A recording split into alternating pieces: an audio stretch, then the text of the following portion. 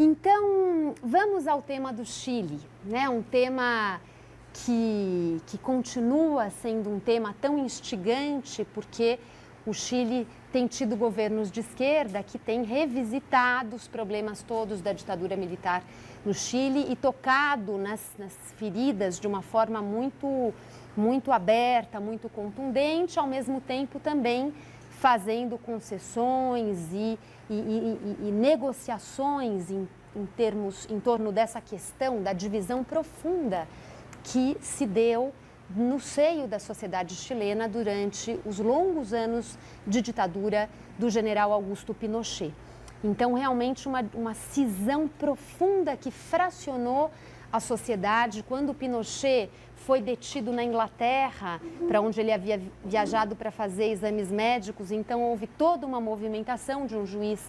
um juiz espanhol para aproveitar a saída dele do Chile e conseguir acionar as cortes internacionais em nome da questão dos espanhóis que foram afetados pela repressão no Chile e com isso deter o Pinochet. Houve então uma mobilização profunda da sociedade chilena, ou em defesa do Pinochet ou em favor da sua condenação, né? E essa história se arrastou por um tempo longo e continua tendo repercussões importantes pelo próprio fato da Michelle Bachelet ter sido ela mesma afetada diretamente pelo regime repressivo, já que o pai dela foi morto pela ditadura, né? Então,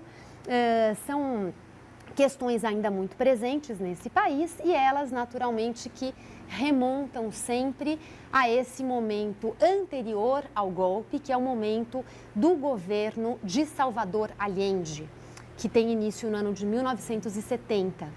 E o governo de Salvador Allende que apresentou uma proposta absolutamente radical e, por outro lado, radical também para os padrões da esquerda e dos caminhos políticos até então sustentados pelos grupos de esquerda, que era a plataforma de se fazer uma transição para o socialismo pelas vias democráticas, a chamada via pacífica para o socialismo, uma transição por dentro das instituições republicanas vigentes no Chile daquele período, sem que aquelas instituições precisassem ser desestruturadas, combatidas e substituídas por uma ordem institucional absolutamente nova. Não, a ideia era de se operar as mudanças dentro das instituições vigentes que eram consideradas sólidas e estáveis o suficiente para suportar um projeto político radical como aquele. E essa percepção da solidez, da estabilidade das instituições republicanas do Chile era uma percepção resultante de todo um processo histórico de formação do Estado chileno desde o século XIX, em que se conformou uma identidade nacional que valorizava muito a noção do Chile como um Estado precocemente centralizado, um Estado com uma vida política razoavelmente contínua, que não foi sujeita a rupturas bruscas e que foi capaz de assimilar, no âmbito das instituições, a resolução dos grandes conflitos, dos conflitos políticos e dos conflitos sociais, que esses conflitos puderam ser resolvidos e encaminhados no âmbito institucional, sem que, então, o Estado ficasse à mercê de grandes convulsões. E é claro que essa identidade se construiu também na comparação com outros países da América Latina, que eram sempre apresentados como instáveis, como frágeis, com instituições políticas vulneráveis, ao contrário do Chile, onde a coisa teria se desenrolado de uma outra maneira.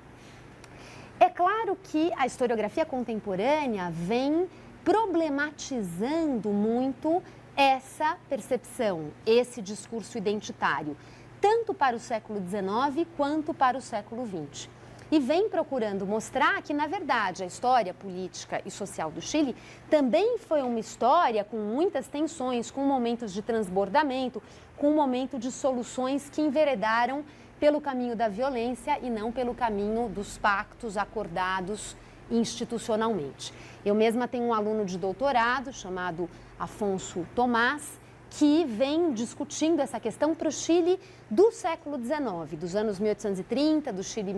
dos anos 1840, e mostrando o quanto não há também de mito nessa leitura identitária que exalta tanto a estabilidade histórica, política do Chile, né? Historicamente presente no Chile na sua trajetória política. Bem, então, por um lado, essa percepção vem sendo questionada. Por outro lado, ela tanto era uma percepção arraigada nos atores que conviviam nessa esfera pública chilena dos anos,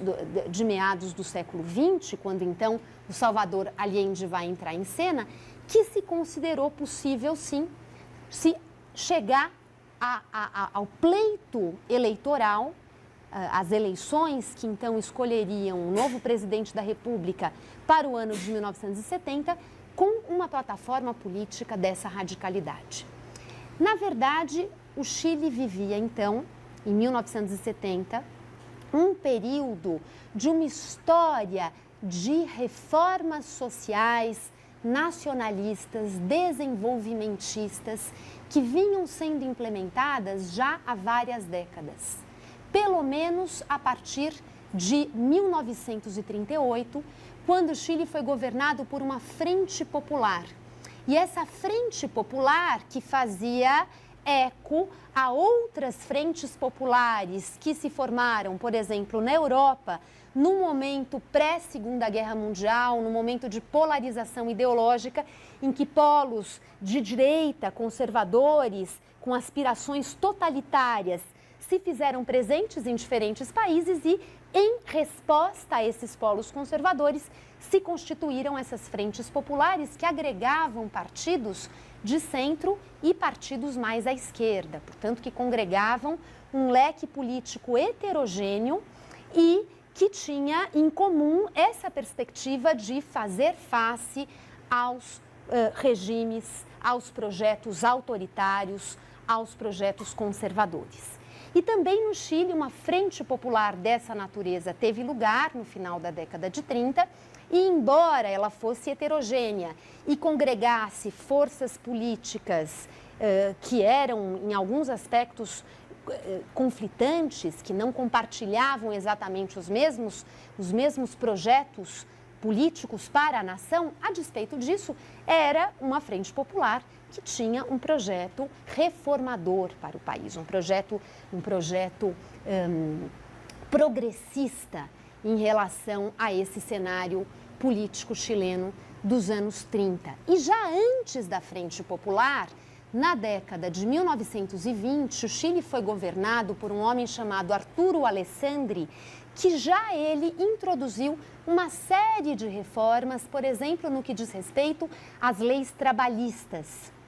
que entraram em cena por uma via institucional, legal, sem que houvesse ali grandes convulsões em termos de um golpe, de uma revolução, como aconteceu, por exemplo, no Brasil, em 1930, abrindo-se espaço, então, para a aprovação de toda uma legislação trabalhista. Então, no Chile, isso acontece já nos anos 20 e por um outro caminho. Tudo isso, como vocês veem, reforça essa percepção de que o Chile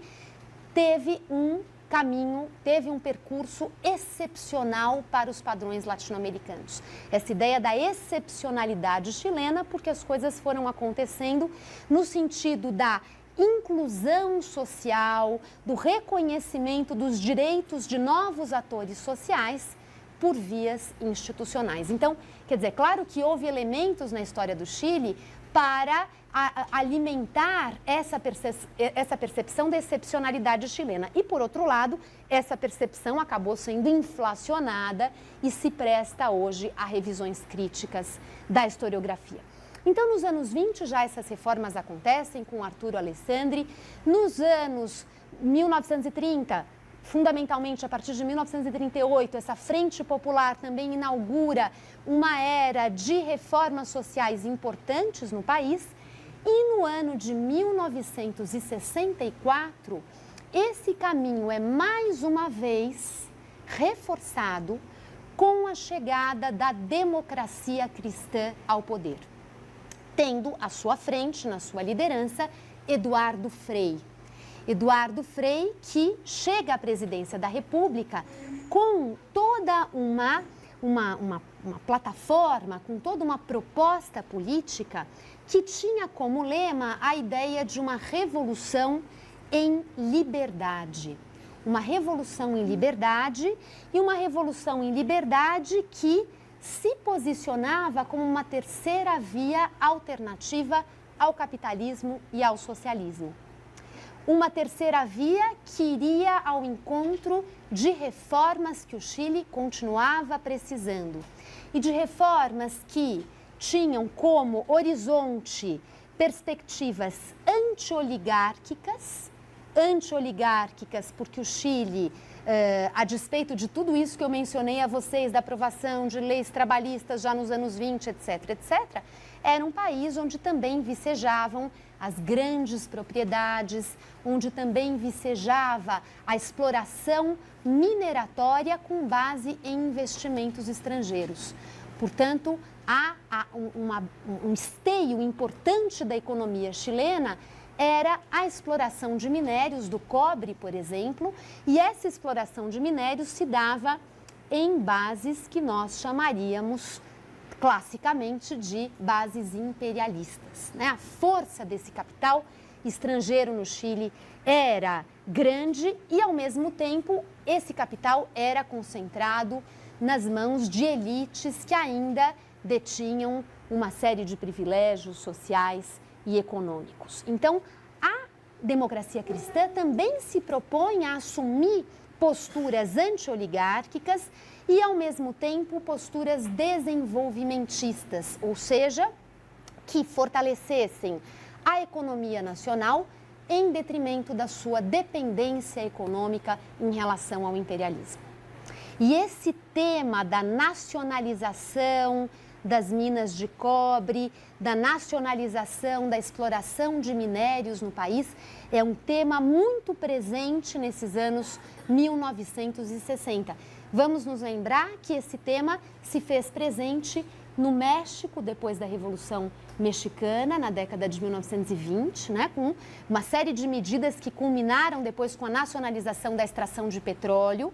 que esse tema também se fez muito presente no Peru dos anos 20, com Aya de la Torre, com Mariátegui, que acusavam o imperialismo como grande responsável pelo atraso do Peru, pelas desigualdades socioeconômicas profundas no Peru.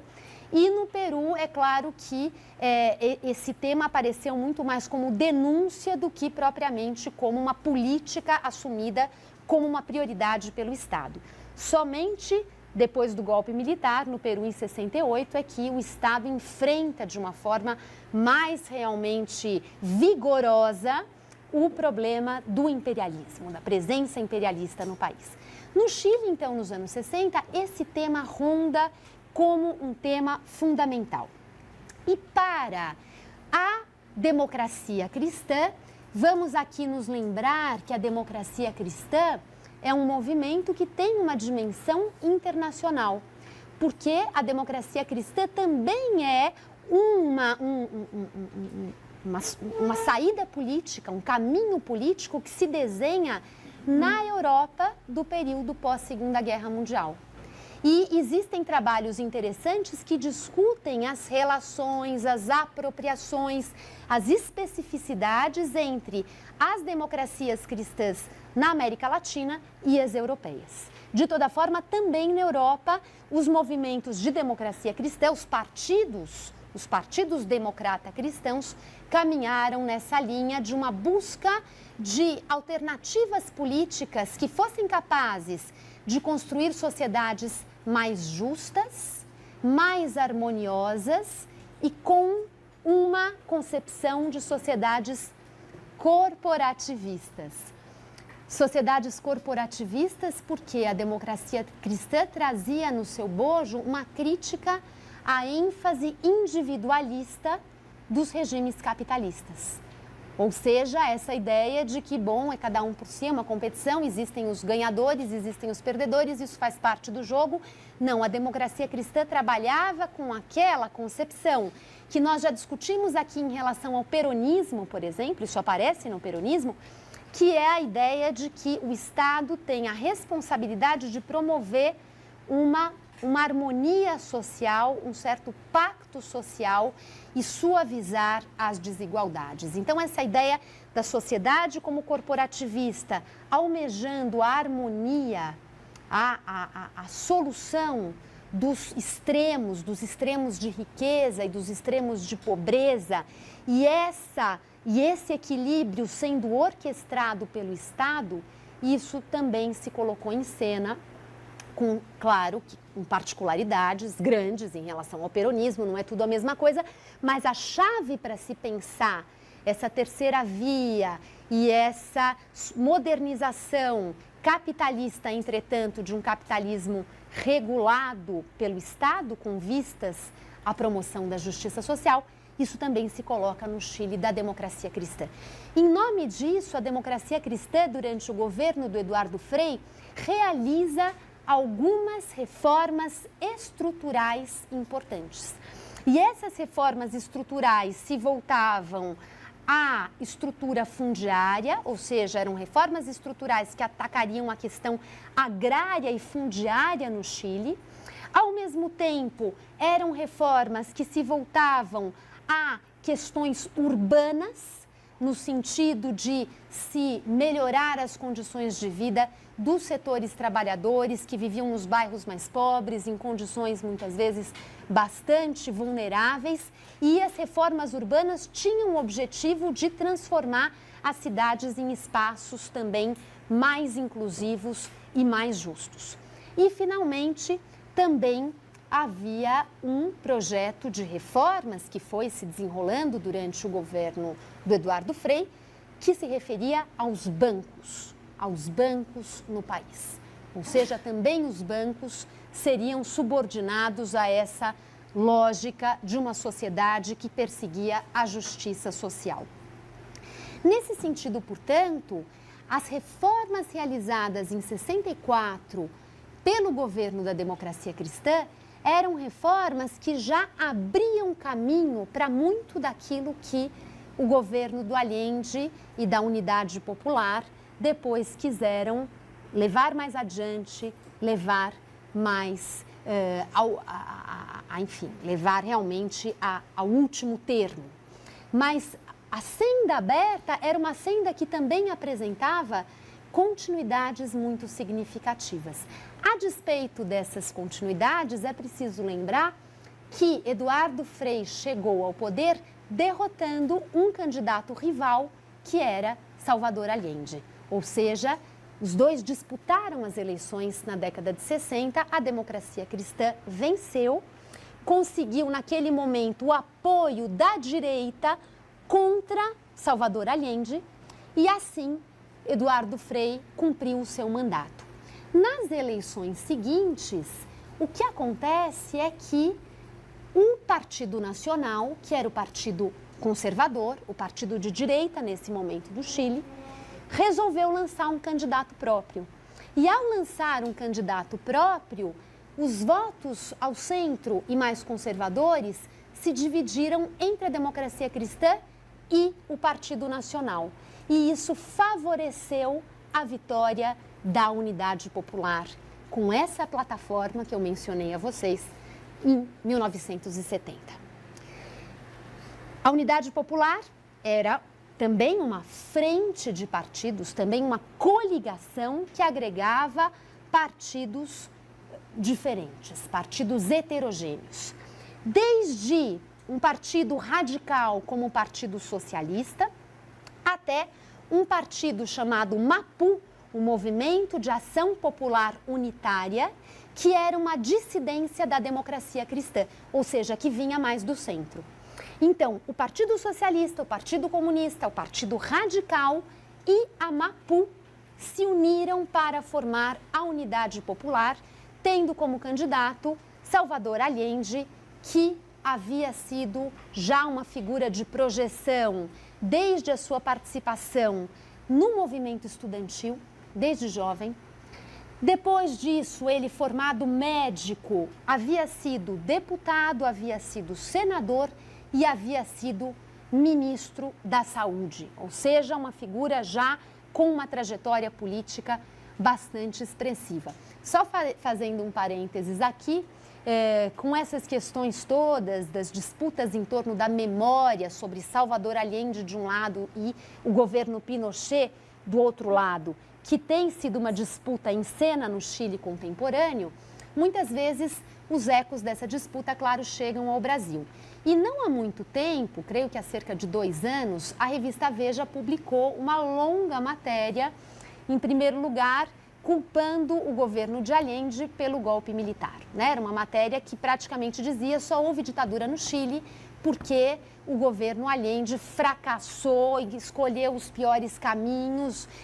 realmente meteu os pés pelas mãos e não havia outra solução cabível para o Chile a não ser uma intervenção violenta e autoritária como aquela. A matéria, ela definitivamente não deixava qualquer outra possibilidade de interpretação histórica que não fosse a ditadura foi uma decorrência direta, absoluta do absurdo que foi o governo de Allende. Eu escrevi uma carta à revista contestando a sua tese e não preciso dizer que a carta nem remotamente foi publicada, né? Uma outra coisa que a Veja publicou nessa mesma época foi que o Allende, como médico, havia defendido posturas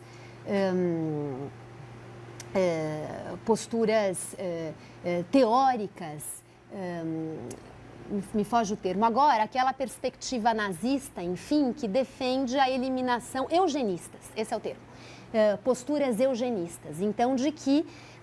ele, como médico, sustentava a ideia de que o aprimoramento da sociedade passava também pela eliminação dos mais fracos, daqueles que traziam problemas de saúde. E também a revista, enfim, fez render essa leitura do Allende como um eugenista. Também essa visão foi parar lá no Guia Politicamente Incorreto da América Latina, né? Como Allende sendo uma figura, enfim, completamente equivocada e uma aberração desde o princípio, desde a sua formação como médico. Então, essas polêmicas, essas controvérsias continuam vindo à tona.